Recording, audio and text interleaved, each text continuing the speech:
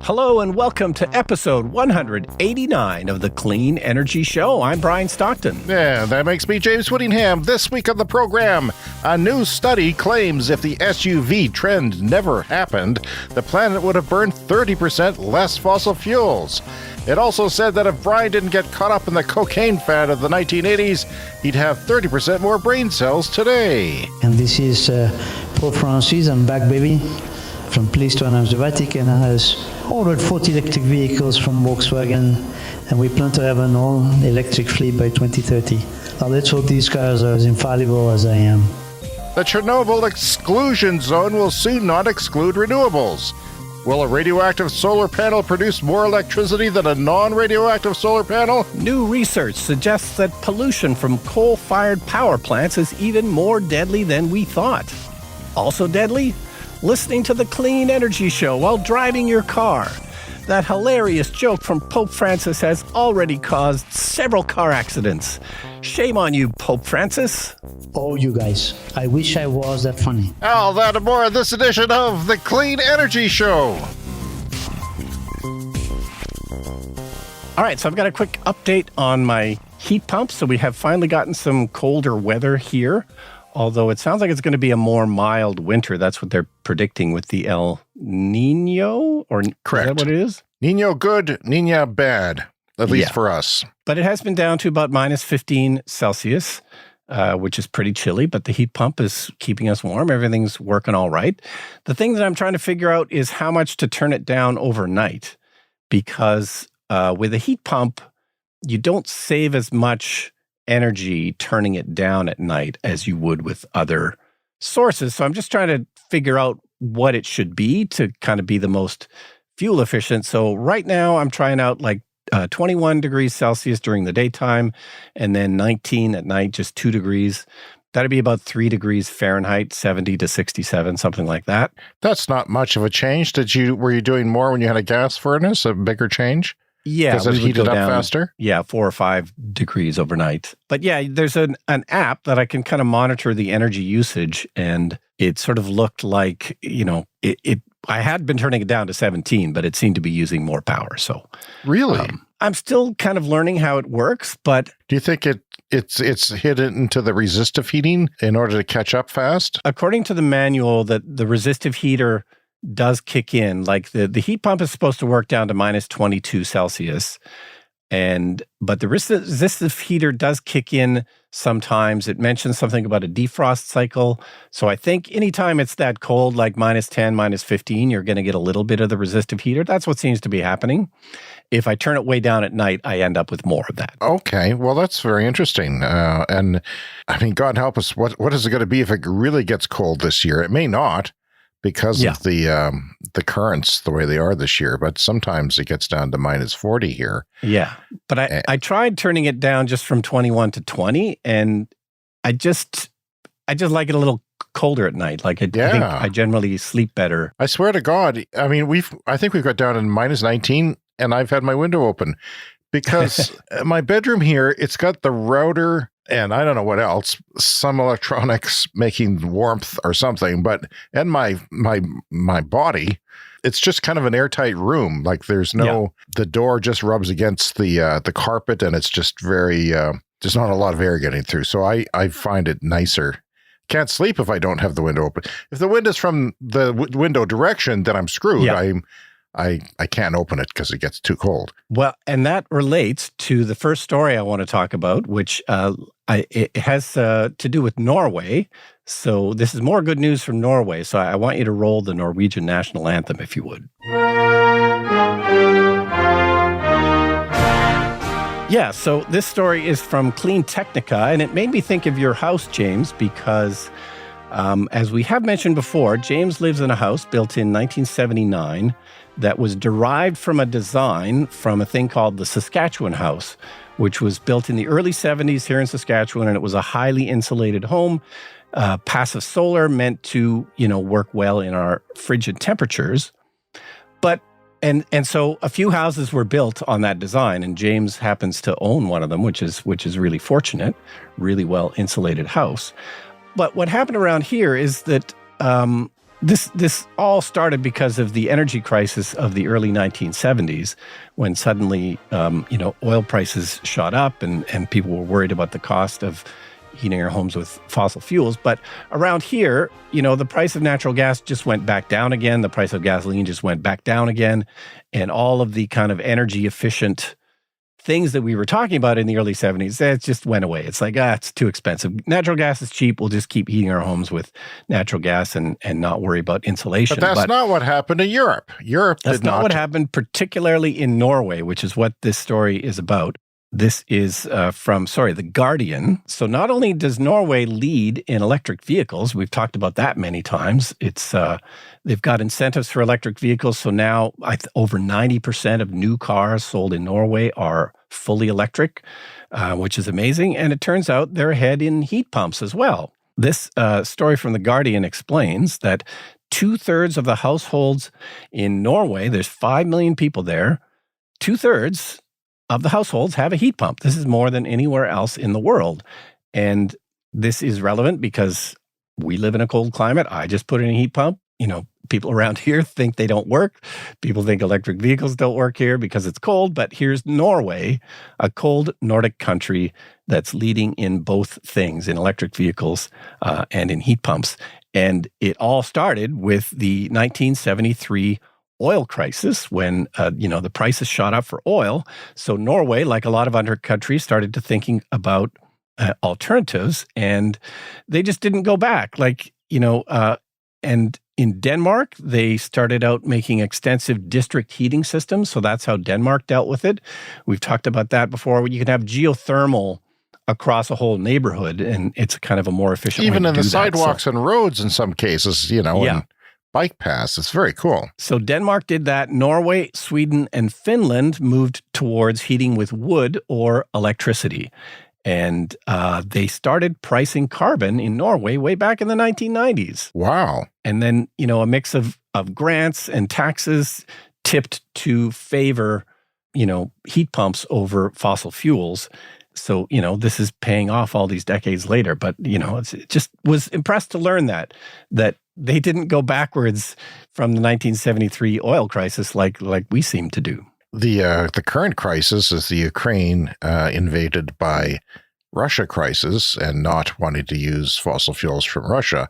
And that seems to, I keep reading more reports about how that has affected the uptake of renewables and heat pumps. Yeah. And of course, there was some liquid natural gas involved in that too, because this was a crisis that needs solving immediately. So, in some cases, natural gas or liquid natural gas was used. But by and large, that has really spurred things along more quickly, much like, the 73 oil crisis did. It's just unfortunate that, most countries didn't stick with it. A little bit of coal has upticked too. Brian, I've erected my Christmas tree early this year, and we had been getting a new tree, like a real tree. When I bought this house 15 years ago, we used some of our renovation funds to buy a Christmas tree because we had a 10-foot ceiling, and I thought, well, wouldn't a 9-foot tree look great in here? Well, a 9-foot artificial tree is a monstrosity to deal with. It's like loading a dead trucker. It's like trying to dispose of a dead trucker's body. I think it's very heavy and awkward and tough to keep fresh. It's not fresh. A very specific example you've got there of the dead that trucker. Just happened to come up randomly. I have no knowledge of anything like that. I've learned that it smells, and it smells plasticky and bad. I looked it up, and of course, these things, they off-gas after a while. They're made of PVC plastic, usually in China. Yeah. And eventually they break down, and I think that's what's been happening the last few years. We haven't used it very often, but it's not healthy for me. My air purifier is working overtime, we went out desperately. We bought like a pine-scented Christmas tree ornament that's supposed to make your artificial tree smell like a real tree. And of course, there's debate over which is more sustainable, the artificial tree or the, grown Christmas tree. So, but there was this problem with the financial crisis. All the trees last year and the year before were from the financial crisis era of the late aughts. and there was a shortage. So the trees shot up in price. And then, of course, everybody during COVID wanted a real tree because they were going back to nature, which is, I don't know how long that's going to last with human beings. Another thing I wanted to mention is the federal government says that our province can achieve goals for net zero emissions by 2035 in our electricity generation. There's a big fight now between Alberta and Saskatchewan, the two provinces in Canada that have oil for the most part, and they are fighting to burn more of it. They don't want to participate in this left-wing cause of saving the planet. Clean air is such a fad. Our government here is going to COP. They're going to the UN Climate Conference. They've spent almost $1 million on a booth because they didn't want the federal government to tell our sustainable story because they wouldn't tell it right. That's because there is no sustainable story. And they're putting out ads that are driving even my kids nuts. And guess who voiced it? My friend, your friend, one of my oldest friends, Jay. I won't mention his last name. Yes, he sold out. He whored his voice out to the provincial government, which he's dead to me. He's dead to me. I can't stand him anymore. Oh, no. I mean, it's just, you see what, everything he says in this ad is a lie. Listen. Saskatchewan is home to some of the highest quality and most sustainably produced food, fuel, and fertilizer that a growing world needs. Our 4 pillars tell an impressive story of sustainability. One you can count on. Okay, 2 things there. That sounds like you and I wrote a parody ad and got Jay to voice it. And we could have done that. And we could have done if he wasn't a union member for the Actors Union, which happened a few years ago. But we used to get him to do stuff like that all the time. It's amateur hour. Anytime you say you can count on, it's a shyster. It's a lie. And I don't like people lying to me. It drives me nuts.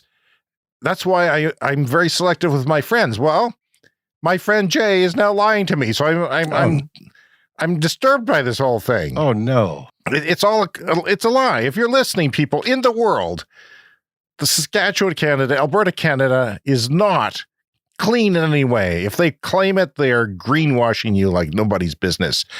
You might as well give a cigarette to a baby as turn a lamp on in this province. It's nasty business. The grid, and they don't give a crap. They don't. The federal government says that we can do it. In fact, they say that out of here, wind energy will cost 40% less than natural gas, 40% less.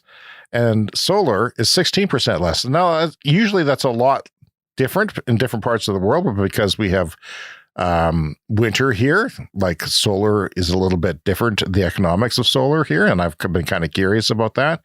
This is by 2030 in Alberta, 40%, because we don't have stats on Saskatchewan, but 40% less wind power will be than natural gas by 2030, and 16% is solar. So, and then they're going around saying you're going to cost more, you're going to pay more for your electricity bills. No, it's just anybody who's studied this will tell you that the clean options are the cheapest and getting cheaper. And why lock yourself into a fuel that, the price might shoot up, might drop a little bit, but if you're unlucky, it goes up a lot. It's crazy. That Christmas tree scent, it's permeated me. I'm not anywhere near the tree and I can smell it. It's on my clothes. I put one little dangling thing, 3 inches tall, this thin little stick you hang on your tree like an ornament, and it's like overpowering. My throat is sore. But you know what? I'm going to take it over the plastic smell if I can pretend the plastic smell's not there killing me. Anyway, I would think that the plastic smell would be the worst when you first bought it, and then it would slowly. Well, yeah, that's the thing. And it was pretty bad when we first bought it. And you know what, Brian? I set up my tree outdoors for at least 2 weeks, and I just let it sit outdoors, and it didn't help. Oh, no. The sun is not particularly strong this time of year, so you can't say that it's really breaking it down. But we're far enough north that the sun is getting pretty weak as we approach the winter solstice. So, all right. So moving on to Pope Francis. So good to have Pope Francis back on the show with us this week. And it's because of this story from Clean Technica. The Vatican has ordered 40 electric vehicles. from Volkswagen. They're going to get the ID3, the ID4, and the ID5.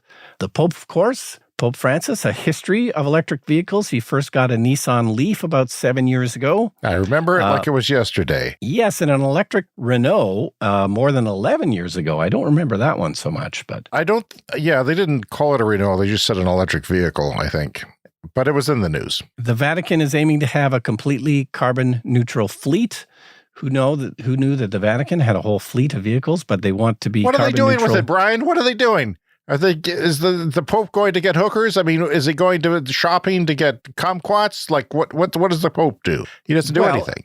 I mean, we're going to have the Pope chime in here in a second, and I don't know if he's going to address the hookers, but I wish he would, finally.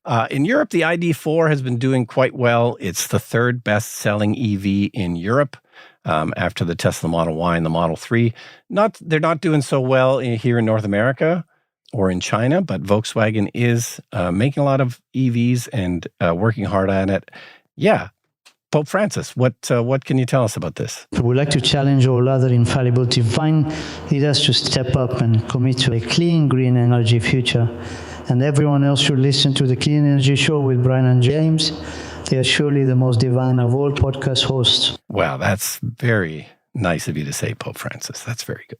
Well, it is a country. I mean, the Vatican is a country. So Yes. I guess they have a few vehicles. I mean, every country needs a few vehicles to go out and about and get those robes cleaned somewhere, unless there's an on-site dry cleaner. I don't know. I've never been to the Vatican. Who knows? And are those robes, are they dry clean only? Who knows? I kind of think they might be. We have some mail here, and it's about the Zamboni that we talked about on last week's show. Do you want to remind people? Because I don't even think we mentioned what a Zamboni was, because no one's going to know what a Zamboni is. Maybe a small fraction of our listeners will. I suppose. I mean, it's a very common thing here in Canada, and a thing very common for us to talk about since winter sports are a huge thing here. But the Zamboni is the ice cleaning and resurfacing machine that you use at hockey rinks.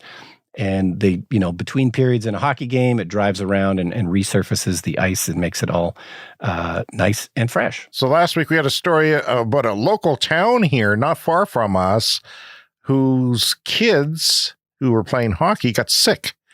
And they realized that the people who were in the dressing room didn't get sick. The people who were on the ice got sick. So it wasn't the furnace, it was the Zamboni. And they had to get that bad boy tuned up because they run on, gas and or diesel sometimes? Usually gas, I think, yeah. So we got a letter from Mitchell who says, "Hey guys, I had 2 comments after listening to your episode last night, but now I only remember one." Well, that's not good. What's the other one? Surely you must have remembered by the time you sent the letter. My 2 boys, 10 and 12, play hockey. So I spend a lot of time in hockey arenas here in Montreal. If not all, the vast majority of our Zambonis are electric. And I think they all are. Keep up the good work. You're still my favorite podcast, and I'm the one you made fun of for listening to way too many climate podcasts. And you see what it's doing to you, Mitchell? You're listening to too many podcasts and you're forgetting your questions. That's what's happening. That's This not is good. deteriorating your brain. It's not good for you. No. Thanks for your letter. Thanks for everyone's letter this week. cleanenergyshow@gmail.com. We'd like to know whatever you're thinking. So I did a quick Google to see if I could figure out if the Zambonis in Montreal are electric. I didn't find anything about that. I found a story about Mississauga, which is a city outside of Toronto in Ontario. And the city of Mississauga now has about half of their Really? Zambonis as electric, which, yeah, I was impressed with that. That's surprising. These are not cheap machines. No. I'm sure they're very expensive. They probably last a long time, but You can't drive your Zamboni down the street, although there's been some examples of drunk people doing that and going to Burger King drive-thrus and things. right. But, I mean, if you refuel them, you got to, I don't know, what do you got to do? You got to bring a pickup truck with a big tank, a farmer's tank of fuel on the back or something? I don't know. So last winter with Skip the Dishes, the food delivery service, they had a sponsorship with the NHL. So when you tracked your food order on Skip the Dishes, it would appear as a Zamboni driving to your house. From The Guardian, U.S. power plants killed at least 460,000 people in the last 20 years. So they're talking about premature deaths as caused by air pollution. Now, this can be a difficult thing to calculate, but they're taking into account. So these are scientists from George Mason University, the Department of Civil, Environmental, and Infrastructure Engineering at George Mason University. And they took publicly available data from things like Medicare to try and figure out what sicknesses and premature deaths were happening in areas where there is coal-fired power plants. And what we know now about this type of pollution, it's called PM 2.5, basically particulate matter 2.5. They're realizing that, from coal-fired plants is a lot more deadly than they thought it was. So kind of going back with the new information about PM 2.5 and looking at publicly available records, they're finding that basically twice as many people were dying prematurely from coal pollution than was thought previously. And in places where they were phasing out the coal power, they could tell that this was making a big difference. Is this parts of a country or parts of the world? This is the U.S. So this is in the United States. Okay. Yeah. So they were looking at places like Indiana, Kentucky, Texas, Illinois, Missouri, Pennsylvania, population centers that were near coal-fired plants, and looking at the data. And it turns out the data is very scary. So a lot of coal plants have actually closed due to the economics of lots more natural gas coming online in the United States, particularly from fracking. Yeah, they looked at it from 99 to 2007, and that's when 85% of the deaths occurred. So that's pretty stark, because once those coal plants started to shut down, particulate matter 2.5, that's what's coming off my tree. I'm not kidding. It is. It's not good. That's I not don't good. care for it. It's like having my own coal plant in a living room. Yeah. So coal There's use a lot of is people, Brian. It's a lot of people's lives. It's an absolutely staggering number, and it's something that we don't typically think about. And of course, it's very difficult to have a precise figure for this sort of thing, but it makes sense that you could make these kind of deductions by looking at the publicly available data, looking at who is near the coal plants, and figuring these things out. It's just something we take as normal, but it doesn't have to be normal. We don't have to live with pollution, and coal use is slowing down. It is dropping in most places. There's still new coal being built, unfortunately, but it is all at least headed in the right direction. And the province we live in Canada has coal, and they want to run that puppy until it's choked out its last bit of coal that it possibly can. And that is crap. Brian, this is from Electric. The UAE is being criticized for putting the CEO of its state oil company, the Abu Dhabi National Oil Company, the world's 12th biggest oil company by production, in charge of COP28. That's the UN climate conference that is starting on November 30th, Thursday. It's also being criticized for hosting COP28 and yet having all of the above approach to energy, which means, renewables, sure, but we want to keep the old stuff in there too. Sure, and lots of talk about making the fossil extraction cleaner. That's a thing they like to talk about. Yeah. Whatever. So the UAE Energy Strategy 2050 targets an energy mix of just 44% clean energy, a whopping 38% gas, and 12% quote unquote, and I hate to even utter these words, clean coal, and a little 6% down there for nuclear. It says it will become carbon neutral by 2050, but how it will do that on 50% fossil fuels is anyone's guess. So we're going to be seeing what the criticisms are during this climate conference. It's always a busy time for us. A lot of announcements, a lot of debate. And a lot more tough talk from the IEA, the International Energy Agency, which is a multi-country agency that was set up in the 70s because of the 73 oil crisis that we were talking about. And they're talking tough about carbon capture, and it's really not a viable solution, says the IEA. Large amounts of it, you would need an insane amount of carbon capture to make it even viable, and it's just not going to happen. It makes it more expensive. And if it's not competing already with renewables, then why is it going to compete when you have to add expensive carbon capture? Yeah. I know there's carbon capture fans. There are different scenarios for decarbonizing the grids that involve carbon capture, especially in cold climates. But it is really, there's a lot of disdain for it and a lot of thinking that it's a waste of government money to be putting all this in because, of course, the oil majors want to burn more. They'll use anything to get there.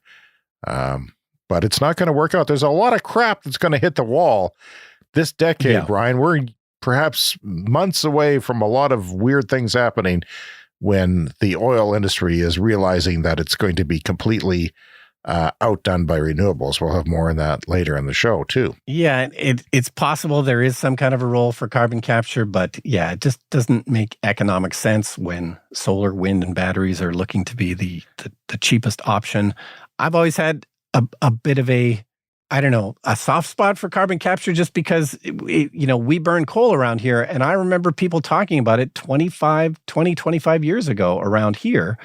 And the discussion back then made a bit more sense because we didn't have the widespread solar and wind like we have now. So I remember hearing about it way back then and thinking, hey, maybe this is a good idea and maybe this is something we should pursue. And then it took another, 15, 20 years for them to even start doing it, which was 15, 20 years too late. And by then, it's like, what's the point? And, that was 10 years ago, and they have not captured anywhere near what they said they were going to capture. Yeah. We have one of the first coal capture plants in the world in our province here. Yeah. And it was really weird when they opened that. They flew a bunch of people in, and they didn't let them talk to the media. I don't think they were impressed. Yeah. But it's been a shit show, and you know what? We wasted a lot of our money on it. And they have captured some carbon, but there's no way it was worth the, I think about $2 billion, $1.7 billion they spent on that. Not worth it. There's some people who claim that the carbon is seeping out of the ground where they stuffed it, and I've seen local residents say that carbon's coming out of the ground. Now, they say that's not happening, but I don't trust anyone anymore. It's hard to trust governments anymore. Especially when they don't care about climate change, they'll say, sure, we're stuffing the carbon in the ground and it's staying there. It could be a whole exercise in nothing. This is from The Guardian, Brian. A report by the Global Fuel Economy Initiative, the GFEI, showed SUVs now represented a majority of the new car market, 51%, and the average LDV weight had reached an all-time high of more than 1.5 tons. So they're getting bigger and heavier vehicles. Even in Europe, they're starting to embrace SUVs. Emissions from the motor sector could have fallen by more than 30% between 2010 and 2022 if vehicles stayed the same size, the report found. Instead, the size of the average car ballooned as the trend for SUVs took off, meaning the global annual rate of energy intensity reductions, the fall in fuel used, of light-duty vehicles averaged 4.2% between 2020 and 2022, and a report by the Global Fuel Economy Initiative showed SUVs now represented a majority of the new car market. Cars are also getting bigger, by the way, with the average footprint of a new model reaching 4.2 square meters. Something we kind of knew, but this is sort of numbers to show that if we didn't do that, if we just kept with the fuel economy savings from the Obama era, we would have saved 30% of fuel from being burned. But because we needed our bigger cars, because that trend just ballooned everywhere. And if I remember correctly, part of the trend was driven by the fact that the car makers realized that the emission standards weren't as strict for larger vehicles. So they just thought, okay, we'll make more larger vehicles. And they did. I've been following fuel economy stuff since the 70s. Like, I was fascinated by that, again, since the 73 oil crisis, and it has not progressed like you expected it. For a while there, fuel economy was kind of increasing every year, and then it stopped, and, it's not good. It's time for the Lightning Round. Lightning Round is a fast-paced look at the latest headlines in climate, clean energy, and transportation. In 2027, New Jersey will start limiting the number of gasoline-powered cars. Light-duty trucks and SUVs sold within the state, eventually phasing in a full ban in 2035. New Jersey, Brian. Yeah. New Jersey, home of the mob and unpleasant things. My ancestors as well. Well, there you go. What'd I say? Giant batteries are becoming cheap enough to make developers abandon scores of projects for gas-fired generation worldwide. The long-term economics of gas-fired plants used in Europe and some parts of the United States are changing quickly, according to Reuters. Interviews with more than a dozen power plant developers, project finance bankers, analysts, and consultants. They said some battery operations are already supplying backup power to grids at a price competitive with gas power plants, meaning gas will be used less. That's now. Right now. That's not we know where battery prices are going. They're going lower than now. So everything's going to get disrupted. The shift challenges assumptions about long-term gas demand, and it could mean that natural gas has a smaller role in the energy transition than posited by the big oil companies. Yeah. Stay tuned, folks. Because when they do the math for something like this, okay, we're going to build a gas plant. You base it on a certain amount of usage, but as more wind and solar gets added to the grid, you're going to need to use that gas power plant less. And if you use it less, then it's no longer cost effective. If you're not using it at the levels that you expect it to, and these will have a lifespan of, something like 20 years, if you calculated it for a certain amount of usage and it's going to end up being less than that, this does not make sense. And it, of course, relates to our local gas plant that we talked about here, $750 million. They've been building it for a couple of years. It's not even finished yet. And it was clear the direction these things were going in 2 years ago. And it, absolutely not viable by the time that thing opens. Tim Buckley, director of climate energy finance, told PV Magazine that he estimates PV panels prices will end up dropping by 40% this year and predicts the closure of old technology and subscale solar manufacturing facilities, both in China and globally. That is to say, prices are falling so fast in PV panel prices that the old style of panels, those factories will shut down because they won't be able to keep up. And that's something. He questioned a recent forecast by the International Energy Agency in its recent World Energy Outlook 2023, which claimed that the world's cumulative installed solar capacity could reach 2 terawatts by 2025. And he says, I find the IEA assumption that the Chinese will run their brand new factories just 35% of the time is ludicrous, he added.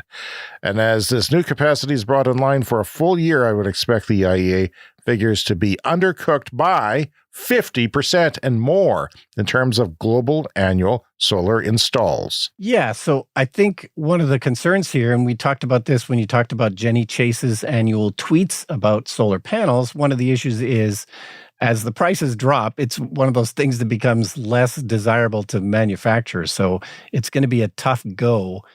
Some plants will have to close because they can't compete anymore. They've got older panels. That's the main issue with all this, I think, is that we need as much solar panel production as possible. So if the prices drop too rapidly, too quickly, it could affect that.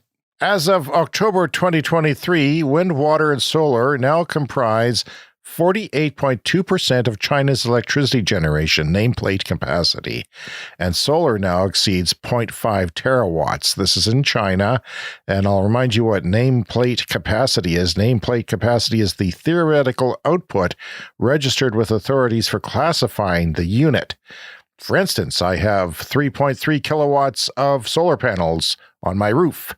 Yeah. Does it give me 3.3? No.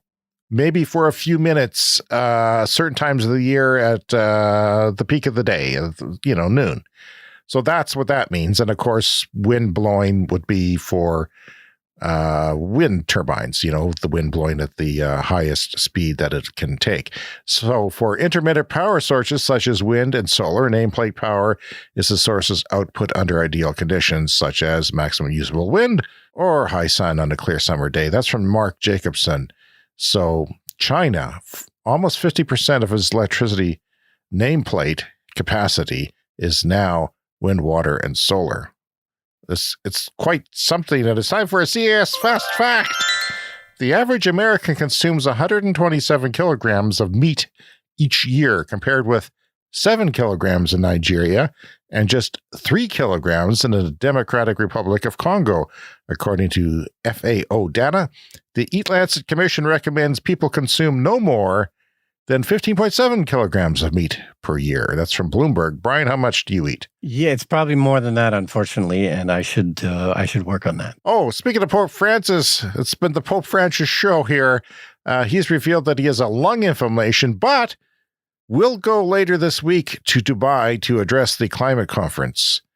Not that, big oil's going to listen to the Pope. They're not. Yeah. No, they will listen to the devil, but not the Pope. They've got the religious figures mixed up. And the Pope had to leave early, so we can't get his comment on that. But no, he's flying. Yeah. Tesla is launching new supercharger congestion fees at select stations.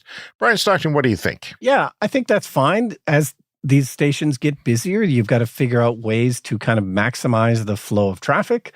So, they have data on everything, so they can tell when a station's getting crowded. So you add a congestion fee to get people out of there sooner. It kicks in after you hit like 80 or 90%. I think it's going to depend on each specific case. And they're going to start charging you like as much as $1 a minute, I think, to stay past a certain amount. I have been at them where it says, you plug in and it says, this station is busy, so we've set your max to 80%, but up till now, you've been able to override that and not have any kind of a penalty. Now they're talking about having a penalty because, in certain cases, they need to get people out of these stations. So if you want to sit there and charge slowly at over 80% charge, because you need to get to your destination in Wyoming, say, do you think that that's not going to be an option anymore? They're just going to say 80% and go, or they're going to really charge you money once you hit 80%? Yeah, and it'll be 80 or 90%. It's maybe going to depend on a case-by-case basis. But yeah, as much as $1 a minute.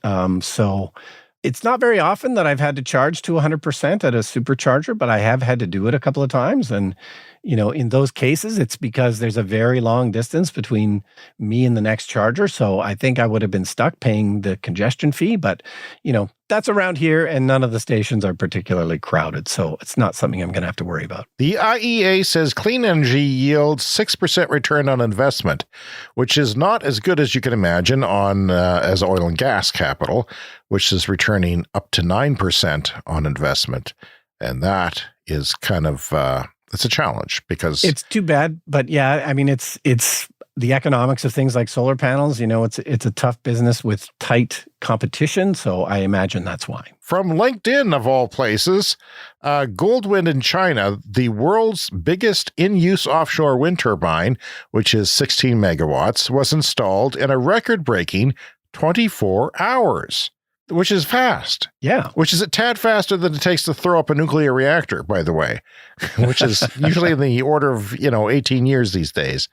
One day to put up this giant reactor in 24 hours. This is a new record they claim on LinkedIn, on the company's LinkedIn page, and they're reducing construction costs and providing clean power faster, they say, by using the methods that they've come up with. On-site costs are going to tend to be the more expensive aspect of this. And like if you get solar panels put on your roof, it's really the labor of the installation of putting it up there, which can take a while. It can take more than a day, I think, often.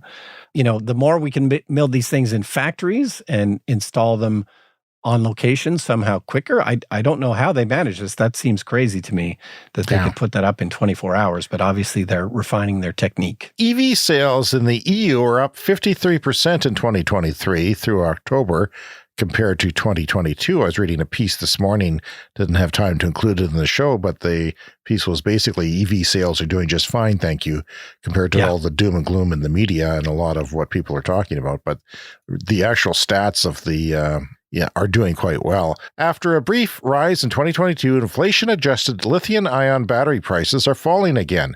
That's according to the latest battery analysis from Bloomberg NEF. Pack costs fell 14% this year, which is the largest decline since 2018. A new $2.5 million hydrogen fast refueling station in Australia can refuel cars in as little as 6 minutes, but only has the capacity to refuel 10 cars a day. and that is from The Driven. Yeah, that seems like not enough in a day. No.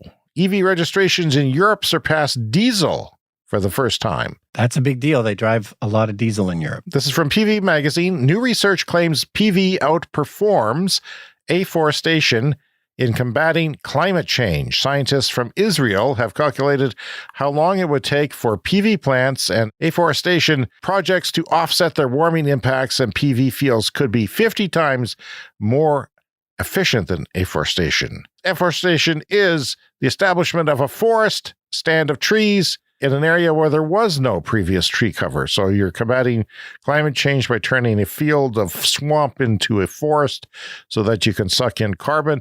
And they're saying a lot of people in the world are wondering if that's going to be part of the solution. And they're saying, no, put up fields of PV solar panels, and that'll be 50 times more efficient than putting up trees in that case. But it's a complicated issue.